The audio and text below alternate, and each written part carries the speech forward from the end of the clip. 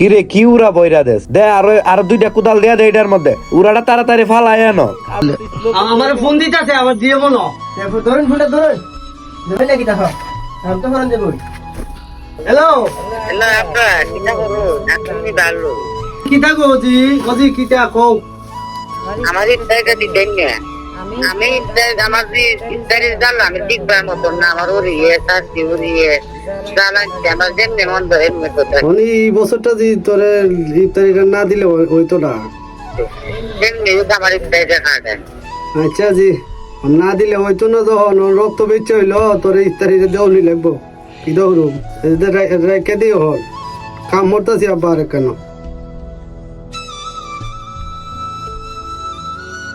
আল্লাহ তুমি আমার একটা ব্যবস্থা করে দাও আমি যে ভাবো আমার জিয়ার ভাই ইস্তারিটা দেও নি লাগবো।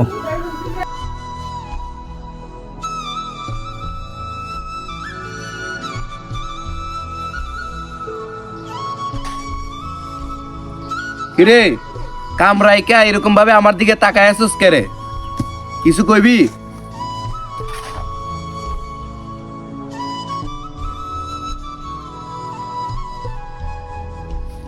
মাদন সাহেব আমি একটা কথা কইতাম আসলাম আমার খুব একটা বিপদ। কাম শেষ না কইরা কোনো কথা নাই। মাদন সাহেব কথাটা একটু শুনুন না আমি খুব একটা বিপদের মধ্যে আছি। তোর তো সমস্যা শেষ নাই রে। আচ্ছা কিতা কইবি ক। মাদন সাহেব আমার 5,000 টাকার খুব দরকার। 5,000 টিয়া?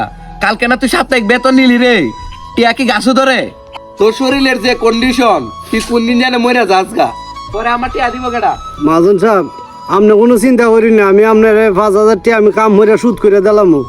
আমার যে এরবার ইস্তারি দিবার লেগে আমি টাকাটা খুব দরকার আমার যেমনি ব্যবস্থা করে দিন না আপনি। কাজ একদিন এলে আরেকদিন আস না, তুই 5,000 টাকা পরিশোধ করতে গিয়ে তোর 6 মাস লাগবো। আচ্ছা তারপরে যেহেতু বারবার বলতেছস এই নে 1,000 টাকা কাজ করে পরিশোধ করে দিস। মাদন সাহেব 1,000 টাকা কি করুম? 1,000 টাকা তো কিচ্ছুই হইতো না। যেটা দিছি এটা লয়ে যা, এর চেয়ে বেশি টাকা আমার দ্বারা আর নাই।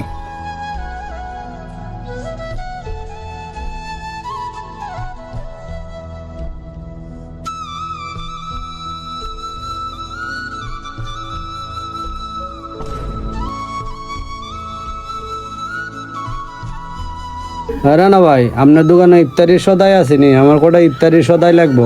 আমার দোকানে ইফতারের সব আইটেমই আছে, কি কি লাগবে? ভাই সদাইগুলো আমি একটু বাকি নিমু। বাকি হইতো না ভাই, রমজান মাস সামনে, এই মুহূর্তে বাকি দিলে কেমনে চলবো কোন? অন্য দোকানে চেষ্টা করে দেন ভাই, আমার এখানে সম্ভব না।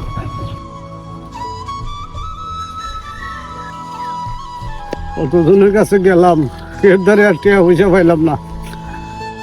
আল্লাহ সবার দরজা বন্ধ, আল্লাহ একমাত্র তোমার দরজাটা খোলা।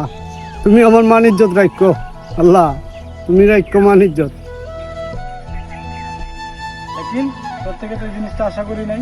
কি হয়েছে বন্ধু? কস না আমারে। তোর না এত টাকা পয়সা, এই টাকা পয়সা দিয়ে কি করবি? তোর শ্বশুরকে দেখলাম তোর বাড়িতে ইফতার দেওয়ার জন্য কত দাঁড়ে দাঁড়ে যাইতেছে, কত দোকানে গিয়ে বাকি খুঁজতেছে। দেখ তোর শ্বশুর বাড়িতে যদি ইফতার দেয় তুই সর্বোচ্চ একদিন ইফতার করতে পারবি। কি বলিস? আমি তো এই বিষয়ে কিছু জানি না। আমার শ্বশুরে আমি এখনই কল দিতেছি।